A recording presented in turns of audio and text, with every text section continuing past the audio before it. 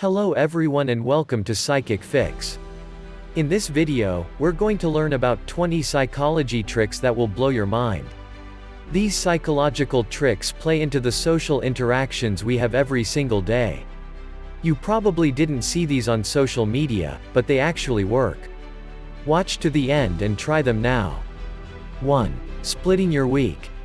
Does your work week feel too long? Are you tired of waiting until Friday to enjoy yourself? Cut your work week in half by scheduling something fun every Wednesday. You can invite friends over after work or make time to watch your favorite TV show.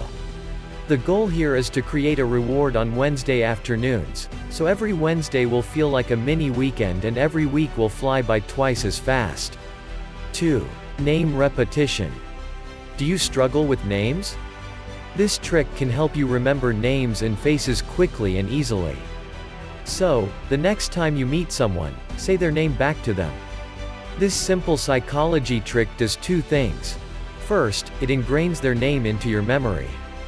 Repeating their name forces you to hear and process their name. No more awkwardly asking someone what their name was. With this trick, you can remember every name the first time around, but that's not all. By repeating people's names, you actually make a better first impression. This trick shows people that you're listening and paying attention. It creates an immediate bond between you and a stranger. So, don't let another name slip in one ear and out the other. As soon as someone introduces themselves, say their name out loud. 3. Restless chewing. Is there an easy trick to relieve your restless energy? Instead of shaking your legs or tapping your fingers, try this. The next time you're in a stressful situation, chew on a stick of gum. Chewing gum is a discreet and effective method of soothing your nerves. It releases restless energy without making you look nervous, and the best part is you can chew gum almost anywhere. 4. Confident consumption. Have you ever experienced this awkward scenario? You're eating dinner at a restaurant with a group of coworkers. When the food finally comes, no one wants to be the first person to load up their plate. So, everyone sits around awkwardly waiting for someone to make the first move. For this psychological trick, you be that someone. Don't sit around waiting for other people to give you permission. Show your confidence by diving right in. You may be breaking some unwritten rule, but people will respect you for making the first move. 5. Receptive paraphrasing. How do you show someone that you're listening closely? Many people smile and nod. These are effective strategies, but this trick makes you seem like an extraordinary listener and conversationalist. When someone tells you a story, repeat their main ideas back to them in your own words. Paraphrasing shows people that you're paying attention and you care about what they're saying. The other person will feel heard and valued, which leaves a strong positive impression. As an added bonus, you actually do listen better. When you paraphrase something, you're absorbing more information. Paraphrasing challenges you to explain a concept in a different way, which ingrains that concept in your memory. 6. The wise weekdays. When's the best time to schedule your job interview? The beginning, middle, or end of the week? Many people don't think it makes a difference, but it does. On Monday, interviewers are more likely to be curt and crabby. They're still adjusting to the work week, so your interview has a greater chance of going south. On Friday, you may encounter the opposite problem. Interviewers are ready for the weekend, so their minds are often elsewhere. Your interview may be brief and uneventful because your interviewer is dreaming of the weekend. So, schedule your interview for a Tuesday or Wednesday morning. In the middle of the week, interviewers are well adjusted and focused, and that gives you a greater chance of success. 7. The Bystander Effect. As a group, people are timid and unresponsive. If you ask a group of people for help, there's a good chance no one will answer, because we expect someone else to take responsibility. We sit on the sidelines and we watch because we don't want to get our hands dirty. This is called the Bystander Effect. So, if you need help, don't appeal to a group. Call on one specific person. People are more likely to take action when the responsibility falls solely on their shoulders. Performers use this trick all the time. Instead of asking for volunteers, they pick someone from the crowd. That person is more likely to come on stage because they were chosen individually. 8. Smiling in context. Everyone likes to see you smile, but sometimes smiling creates the wrong impression. Let's say you're interviewing for a high-stress job. If you give a big toothy smile during your interview, they may not think you're tough enough for the job, but that doesn't mean you have to stay stone-faced the entire time. When you smile, do it with your mouth closed. A closed smile shows that you're focused, serious and confident in yourself. 9. Killing jokes.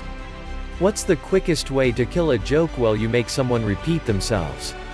If everyone has heard the punchline once, it won't be nearly as funny. The second time, use this trick. If someone makes a joke at your expense, act like you didn't hear them. Ask them to repeat themselves, and when they do, their joke will fall flat on its face and you'll come out on top. 10. Waiting with dignity.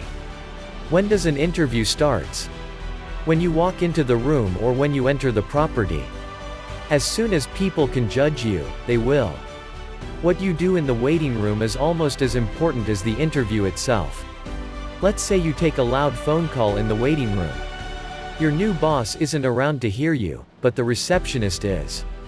Even if your interview goes well, the receptionist may pass this information on to their boss and you may miss an opportunity. So, be respectful and dignified at every stage of the process. Don't take calls, play games or watch videos in the waiting room. Instead, bring a book or a newspaper, review your resume or take a few extra minutes to learn about their company. 11. Watch their hands. The face is the most expressive part of the body, but the hands are a close second. If you want to know how someone is feeling, pay attention to their hands. Big gestures and movement tell you they're feeling energetic and confident. Intertwined fingers and tight fists show stress and tension. They may be trying to play it cool with a calm smile, but their hands will tell you everything you need to know. 12. Use your hands. When you understand hand gestures, you can use them to your advantage. Let's say you want to appear more confident. You know that big gestures and movement show confidence, so incorporate those motions into your body language. For tips on confident hand gestures, watch any great public speaker. They expertly use gestures to communicate power, knowledge and authority. With a little practice, you can follow in their footsteps. 13. Admit weakness. Interviewers commonly ask, "What is your greatest weakness?" Many people dodge the question by turning their weakness into a strength. For example, you may say, "You try too hard" or "You care too much," but interviewers have heard these answers 1,000 times before. Instead of dodging the question, expose one of your weaknesses, give an honest answer, then explain all the ways that you're trying to improve. Tell them about new risks that you've taken or new habits that you formed. By exposing a real weakness, you make yourself more relatable. You humanize yourself while showing interviewers that you have a growth mindset. 14. Persuasive reasoning. How can you convince someone to do a favor? Instead of asking for something, explain your reasoning. Tell them why this favor is important. When you explain your motivation, you become infinitely more persuasive. People are more likely to help you simply because they agree with your motivation. 15. Bonding over secrets. What's the quickest way to connect with people? Tell them a secret. Something short, sweet and personal. Secrets like these build instant bonds. When you confide in someone, you're saying that you trust them. When you trust them, they're more likely to trust you. So, use this track to your advantage. Bond with people by telling them interesting secrets. One secret may earn you a friend for life. 16. Physical tension. Let's say someone gives you an answer that you don't like. How do you get them to change their mind? Sometimes, body language is all you need. So, the next time someone gives you an unsatisfying response, I want you to try this. Shift your body language slightly, make eye contact and remain silent. This powerful combination puts them on the back foot. Your body language tells the other person to appeal to you. The silence creates pressure and tension, and before you know it, they're changing their answer, even if you never said a word. 17. The Recency Effect. How do you stand out from the crowd? Let's say you're interviewing 20 applicants with the same impressive qualifications. Who are you going to remember the best? You'll remember the people you interview last, right? This is called a recency bias. You unconsciously favor the applicants closest in your memory. So, use this trick to make a lasting impression. If you want to stand out, be the last in line. 18. The Primacy Effect. If you can't go last, then try going first instead. We all have a recency bias, but we also have a primacy bias. In other words, you favor the people who go first too. The first applicants seem to be the most impressive because they presented information first. They set the standard. They were the first names you heard. So, they're going to stand out in your memory. So, you can go first or you can go last, just avoid the middle. 19. Infectious Enthusiasm. How do you get other people excited about something? To energize other people, you need to energize yourself. Excitement is a lot like laughter, it's contagious. When one person gets excited, everyone gets excited. So, use your energy to motivate other people. Most of the time a little enthusiasm is all it takes. 20. Confident posture. How should you communicate confidence? Your speech is important, but good body language is really all you need. Sitting up straight, for example, communicates internal and external power. You take up more space, you look and feel more alert. Others will view you as powerful and intimidating. Small changes like these create a general impression, and that impression changes how people perceive you and how you perceive yourself.